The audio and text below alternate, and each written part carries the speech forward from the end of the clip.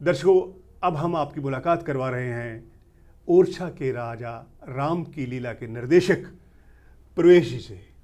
प्रवेश जी, आपका स्टूडियो में आने के लिए बहुत बहुत स्वागत। धन्यवाद सर।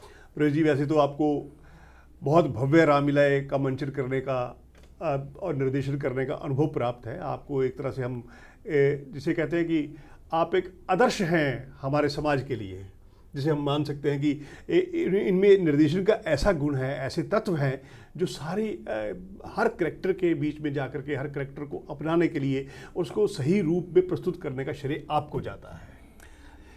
अब प्रवेश जी, मेरा पहला सवाल है आपके कि ओरछा शहर का एक अपना एक इतिहास है, उसकी मान्यताएं हैं, भगवान राम से जुड़े हुए या उनके राजा के रूप में बहुत सी किंवदंतियाँ, बहुत सी जिसे कहते हैं कि बहुत सी चीज़ें जुड़ी हुई हैं। अगर हम बुंदेलखंड की भाषा में गीत सुने तो वो भी भगवान ओरछा के राजा राम से जुड़े हुए हैं। तो इस बार की रामलीला में आप क्या नया प्रयास करने, क्या नया जोड़ रहे हैं? पहले तो मैं आपका बहुत बहुत धन्यवाद करूंगा कि आपने मुझे निर्देशक कहा, और ये आप लोगों की नज़रों में मैं निर्देशक हूँ, पर निर्देशक तो मेरे प्रभु राम है और मैं उनका दास। तो जो वो मुझे निर्देश करते हैं मैं उसे फॉलो करता हूँ। और रही बात ओरछा की, ओरछा के कण कण में श्री राम का वास है, ऐसा मुझे लगता है। और मैं ये पहले भी आपसे बात कर चुका हूँ इस बारे में कि वहाँ जाके एक जो अंदर एक ऐसा लगता है कि हम कोई पवित्र जगह आए हैं, उस पवित्र भूमि पे हमने पैर रखा और एक पॉजिटिव एनर्जी हमें ना महसूस होती है, वो है ओरछा। और ओरछा के बारे में मैं जितनी ज़्यादा उसकी उपलब्धियाँ, उसकी जैसे आपने बुंदेली सॉन्ग्स के बारे में बताया, तो हम अपनी लीला के अंदर कुछ बुंदेली सॉन्ग भी रख रहे हैं और बहुत सारी जगह से मिश्रित की हम सिर्फ एमपी के लिए नहीं, पूरी इंडिया के लिए या पूरे भारतवर्ष के लिए हम इस लीला का मंचन करने जा रहे हैं। और इसमें हमने हर जगह का थोड़ा थोड़ा समावेश लिया है। जी, यानी कि जिस तरह से राष्ट्र जो है हमारा विविधता में एकता का परिचय देता है, उसी तरह आपकी जो रामायण है या रामलीला का मंचन है वो भी इस राष्ट्र के विविधता का एकता का संकेत हो। सर, आप बिल्कुल ऐसा ही कह सकते हैं। और ये मेरा मानना भी है कि भाषा कोई भी हो और हम हिंदू हैं तो हम एक हैं, और जब हम राम का नाम लेते हैं तो हम एकजुटता से लेते हैं, और उसमें हम सभी धर्मों को आमंत्रित करते हैं उस मंच की ओर कि वो सभी आए और इसे देखें। और ये किसी जाति विशेष या धर्म विशेष के लिए नहीं है, ये एकता का प्रतीक है। और इससे हमें प्रेरणा मिलती है, इससे हमें सुकून मिलता है, इससे हमें धीरज मिलता है। एक रामायण ही पूरे वर्ल्ड के अंदर इकलौता ग्रंथ है जिसके अंदर आपको सभी रूप मिलेंगे। उसमें दुख भी है, उसमें सुख भी है, उसमें भाई से भाई का प्रेम है, माता का बेटे के प्रति प्रेम है, पिता का पुत्र के प्रति प्रेम है, पत्नी का अपने पति के प्रति प्रेम है। तो आप एक प्रेम की पूरी परिभाषा ही रामायण है। बिल्कुल, आपने सही कहा कि जो रामायण है या रामचरितमानस है वो हम भारत ने पश्चिम को दिया है। बहुत सारे देशों में अभी भी रामायण का मंचन होता है और मुस्लिम राष्ट्र होने के बावजूद भी वहाँ रामायण का जो मंचन है वो बहुत ही भव्य स्तर पर किया जाता है। बिल्कुल, आपको मालूम होगा। जी जी जी, मैं वही कहने जा रहा हूँ। आप मलेशिया है, थाईलैंड है, बहुत सारे कंबोडिया है, जो इतने देश हैं। मैं कहता हूँ कि जितने राम प्रेमी हमारे भारतवर्ष में हैं उससे ज़्यादा राम प्रेमी वहाँ है, जबकि वो मुस्लिम कंट्रियाँ हैं। तो हमें इससे एक सीख भी मिलती है कि हमारे इष्ट देवता को हमें अपने घर में उस रूप में पूजना चाहिए जिस रूप के वो हकदार हैं। अच्छा, ओरछा की पौराणिकता की बात करते हैं। वहाँ बहुत सारे महल हैं, बेतवा नदी के किनारे जहाँ आप मंचन कर रहे हैं, जहाँ आपने स्थल को चुना है, उसका भी एक ऐतिहासिक महत्व है। बहुत सारे महल हैं, बहुत सारे एक दो मीनारें हैं जिनके बारे में बहुत सारी कहानियाँ प्रचलित हैं। तो उस शहर की ऐतिहासिकता, भव्यता और रामायण से जुड़े हुए प्रसंगों में आप उसकी भव्यता को कैसे झलकाएंगे? सर, मैं शुरुआत करता हूँ कंचना घाट से कि हमने वही जगह क्यों चुनी। एक समय की बात थी, महाराज मधुकर शाह जो कृष्ण भक्त थे और रानी गणेश जी जो राम भक्त थी, वो इतने बड़े कृष्ण भक्त थे कि वो जब तक शाम की वंदना नहीं कर लेते थे वो अन्न और जल ग्रहण नहीं करते थे। और एक बार संयोग से वो राजकाज के काम में इतने मशरूर हो गए कि उन्हें वक्त ही नहीं मिला।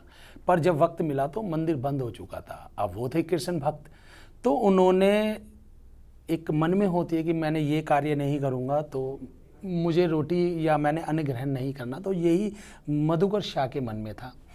उन्होंने कंचना घाट पर जाकर कृष्ण भक्ति को रूप दिया और अपने पैरों में घुंघरू बांधकर वहाँ पे उन्होंने जो भक्ति रस का एक समावेश किया। आप विश्वास मानिए कि उनकी भक्ति को देखकर स्वयं राधा और कृष्ण बाल रूप में उस धरती पर उतरे और वहाँ पर सोने के फूलों की वर्षा हुई, जो आज भी राजघराने में सुरक्षित रखे हुए हैं और वो साल में एक बार निकाले जाते हैं। तो इससे हमारी भक्ति का और शक्ति का पता चलता है कि जब आदमी मन में ठान लेता है तो क्या नहीं होता। अगर वो चाहेगा तो उसे इसी जगह इसी जन्म में उसे भगवान के दर्शन होंगे।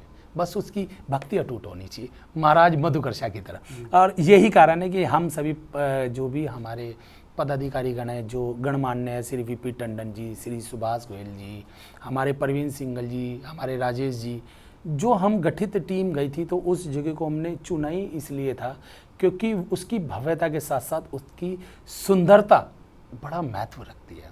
जब नदी के किनारे आप जब हमारा मंचन होगा तो आपको मैं बस विश्वास ही दिला सकता हूँ, तो मैं कहीं ना कहीं आपको उस जगह त्रेता युग में लेके जाऊँगा। और ये मेरी कोशिश और हमारी टीम की पूरी कोशिश है कि हम उस युग में जाके लीला करके वापस इस युग में आए। ये मेरे लिए एक चैलेंज है। अच्छा, श्री राम ओरछा के राजा कैसे बने?